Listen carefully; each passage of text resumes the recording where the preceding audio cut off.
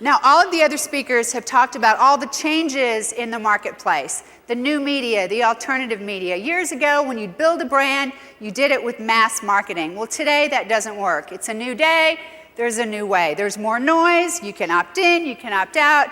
We all multitask. How many of us are driving in our car, looking at a billboard, listening to the radio, checking your email on your Crackberry, screaming at the kid in the background that's watching a movie? I mean, all of this is going on, and you've got to break through that.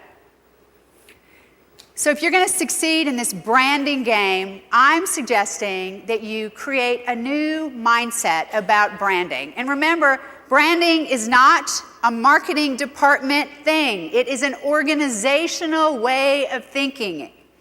To be successful with brain tattoo branding, you've got to have courage, you've got to know how to storytell, you've got to not be afraid to be distinct, and you have to understand that the experience is everything. Every time a customer experiences anything about your brand, you are either adding to the ink or you are making it faded, fuzzy, and you are washing away the tattoo. Now, I mentioned to you that I travel a lot. And I was recently at Houston Hobby Airport, about ready to get on the plane. I was running late, had to go back to Tampa to catch a meeting. So on the way to the airport, I asked my cab driver if he could stop by a store I needed to pick something up. And the shop was called Erotic Cabaret. It's a cool little boutique in Houston. So we go in, I pick up what I need, I'm at the airport, I'm in the long security line, running late, and I meet the security man that we have all met when we board an airplane. And he said, "Ma'am, I need to see your boarding pass and your ID." And he said, "And I also need to tell you that we have a policy. You can only board the plane with 2 pieces of luggage. And you have 3. Had my computer bag, my regular luggage, and what I purchased at Erotic Cabaret." I said, "Sir, I'm running late. I don't have time to check my 3rd bag. Is there anything I can do?" And he said, "No, 2 bags, that's the rule." I said, "All right, can you just hold my spot here and I'll be right back?" And he said, "Hurry up." So I run off and I come back and there I was at gate 6B. Now imagine this, 8 udders covered with spots and a tail. What was in the 3rd bag was my Halloween costume.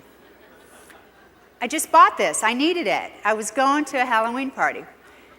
Now, many of you are thinking, this woman is nuts. I would never wear a Halloween costume to board a plane if they paid me. Well, if that would scare you, probably pushing your next big idea to take your brand to the next level will probably not happen because you care more about people that you will never see again, that have no direct impact on your life. Now, yes, people pointed at me and they laughed, but I'm here to tell you that this was the best flight I ever had in my life. They bought me drinks, kids were lining up for autographs. It was Southwest Airlines. They thought I was like part of the deal. Now, I am not going to milk this story. That would be utterly ridiculous. That I would suggest that any of you put on a costume to make more moolah, to land your brand. But I am suggesting that this branding phenomena is about having courage. All the great brands, Target, Southwest Airlines, Apple Computer, they all went somewhere that their competitors did not go. You have got to lose your brand, lose your fear before you can find your brand. So do you have what it takes to be this fearless warrior? And these are all the pieces that build your brand. Because remember, it's every touch point. It's product innovation. It's a new process. It's your offering. Okay, the second strategy is you've got to be a great storyteller. Once upon a brand. Now, we all love stories. I had just about everyone in here just listening, wondering, what did she buy at Erotic Cabaret? Right? We love stories. Stories are powerful. Stories will put kids to bed on time. What else would do that? Use storytelling in your brand building. Set a stage. Develop characters, whether it's your employees, whether it's an icon, whether it's the CEO, whatever it is. And then emphasize happy endings. And when I create stories, whether I'm speaking or working on a campaign, I give it the storytelling toughness test. And I pretend that some of my audience cannot see. So if they just heard your brand communication, would they get it? Or pretend they can't hear. If they just saw your brand communication, could they get it? And remember, our markets are inundated with over 3,500 brand messages every day. They're distracted. They may process slowly. So do they get your brand story? Now here is a very cool company that I don't know if you guys have heard about. It's called Cereality. They are a breakfast bar that does nothing but sell cereal. They do a great job of storytelling. Their website is cereality.com, and they have done a brilliant job of telling the story on their website. They set the stage. The environment is like your home. It's cozy, it's comfy, there's cupboards filled with all your favorite cereals and milk. They'll even customize your cereal. The characters are the cereologists. These are professional cereal experts, and they wear pajamas. And the happy ending, you feel good at the end. It's a great story. So what is your story? And do they feel it in all touch points? Now, it was mentioned earlier that I write for Fast Company. In this month's story, which is on fastcompany.com, I pick 10 companies that I think storytell really well. Well, before I write a story, I send out a query on a service that journalists can say, I'm doing a story on this. If you have a company, send me some information. Well, I got over 500 responses to people that thought that they had a good story. And when I started going through their emails, and then I'd go to their website, or I had any sort of sense of their brand, I had never heard of that story. So it's one thing to have a story, and it's another thing to tell your story. Okay, the third piece is all about distinction. Tom Peters says, be distinct or be extinct. You've got to be different. If you're not different, you're a commodity. Why would they pay any more for you? If they can cover up your logo and you look like your competitors, you know, you're not a brand, you're just another one of them. Don't be afraid to be the odd fish. It costs more to look like your competitors. It takes more marketing money and momentum to break through if you look like everyone else versus if you're different. Now, distinction can come from design. It can come from how you process, how you service your clients, what you deliver. Now, yes, women, we all know size does matter, right? Okay, so we've got the Mini Cooper. Small, brilliant point of distinction. If you don't like small and you like big, you should get you a Hummer. Okay, what about packaging? Here's a cool company based in San Francisco called Method. They provide cleaning products. Lots of companies do that. But their packaging is unique and distinct, and they're building a great brand. And material. This is a company called Ducty, and everything they make is made with duct tape. You know, so when you say it's hard to figure out what our point of difference is if you're a big retailer, there's a lot of small things that you can do that then you can leverage and build your brand. So are you going to run like the rest and be roadkill too?